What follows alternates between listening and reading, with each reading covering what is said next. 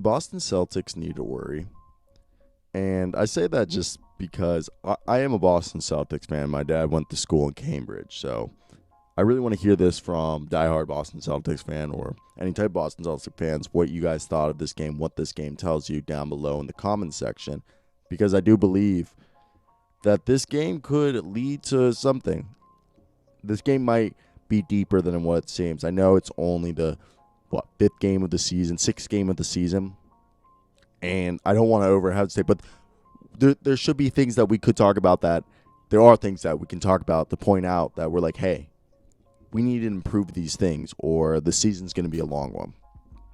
And I don't want to like badmouth anyone because I believe in you should only talk about someone if there's only good things you can say about them. And if you don't have anything good to say, don't say anything at all. That's how I was raised. But I do believe that there's something different about this team this year compared to last year's. I don't know if I wouldn't say it's chemistry, but there's no hunger. Does anyone else see that? I don't feel like in moments I love Brad Stevens, and I don't think Brad Stevens should be fired or anything. I'm not saying that. It's just, is this Brad Stevens or is this a team thing where last year they just seemed like they would get in a groove and they would just feed off of each other and they had this hunger or chip on their shoulders to prove everyone wrong. And it just doesn't seem like it's there this year. And they got out-rebound only by 3 rebounds. But where the telltale sign comes down is the offensive rebound. I believe offensive rebounding is one of the most important parts of a basketball game. And you bring in a guy like Tristan Thompson, who one of the main reasons you pay Tristan Thompson is for his rebounding. And not only defensive rebounds, but offensive rebounders. He's one of the better ones in the league. He used to be one of the best. That's why he got that big old contract, getting like 16, 17 mil a year from the Cavs. Because during that finals run, which they won, and in the ones they lost, he was an absolute unit on the offensive glass. And offensive rebounds, as everyone knows, gives you second chance points. And that's one of the most important things. And Jayson Tatum continues to play like a MVP candidate, which I sincerely do believe that he is. And Jaylen Brown continues to play like his second fiddle. But then the rest of the team, I feel like everything falls off. Like, I don't know if this is because Kemba isn't there. That's something I feel like it is. I feel like outside of, like, Marcus Smart doesn't even feel like he's playing like Marcus Smart this year in moments. Like, there are moments where you're like, oh, there's Marcus is back. But there's times where you're looking and you're thinking like, and also it's very, in these 5 games, Marcus Smart has been shooting a really good 3-point shot and he has been playing good defense. But I do want to say that sometimes I feel like he disappears this past season, like on offense. And on offense at times, and some like defense he's always going hard, but it just feels like, I really feel like I'm sometimes looking, I'm like, oh, I forgot Marcus Smart was out there. And yeah, I never thought I would say that about Marcus Smart. It's just not like it's for long periods. It's just for like just longer than it's ever been. I feel like Marcus Smart will sometimes go idle on offense. And I think one of their biggest problems is they don't have a third scorer outside of Jayson Tatum or Jaylen Brown right now. I feel like they're really, really lacking that third scoring that Kemba brings, because defenses just have to guard Brown and Tatum. And when they don't get the shot, they force Smart. And I don't think anyone is really, really scared of Marcus Smart. I don't think that's a theme in the NBA right now. And they don't have an off-the-guy scorer. You know, Peyton Pritchard has shown us flash, and I do believe Peyton Pritchard is the real deal. But Peyton Pritchard isn't Tyler Hero. Peyton Pritchard, you know, has played good for a rookie and is in his minutes, but we can't ask the world from him.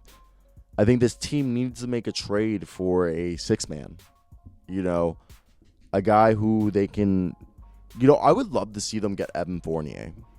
I know he's $17 million, but they have the trade exception.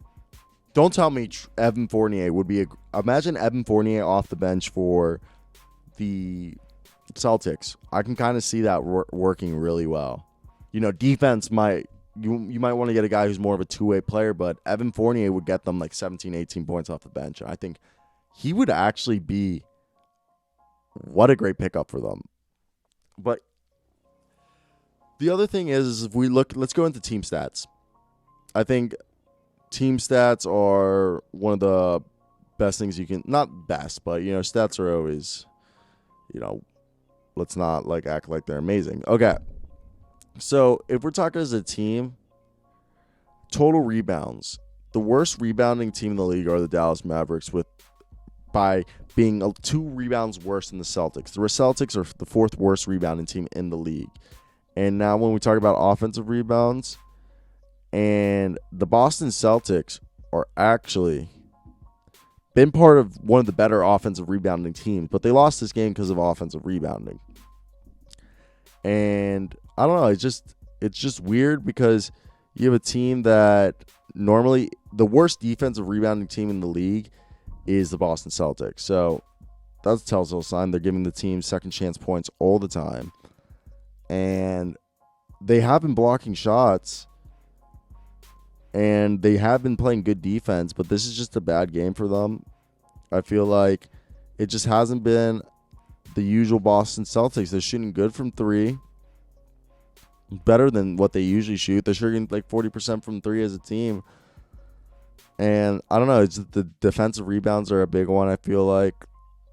And they're top 10 in field goals percentage. It's just weird looking at this team. They just look different. Feel different. I feel like that's I feel like that's fair to say.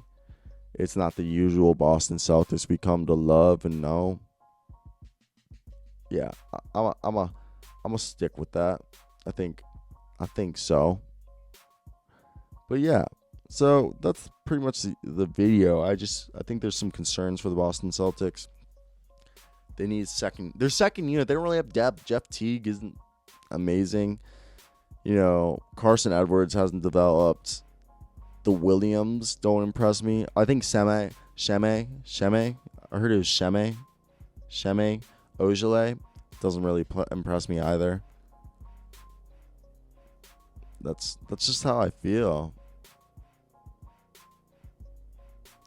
I do like the guy, but yeah. So that's pretty much the video, guys. We're trying to make this to 8 minutes because you get that sweet ad revenue. But besides that, I'm going to a basketball game tomorrow, actually, if you didn't.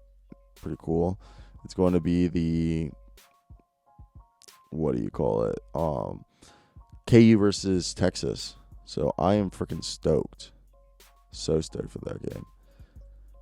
But yeah, that's the video, guys. I hope you guys have a great day because I know I will. So nice, guys. Peace out.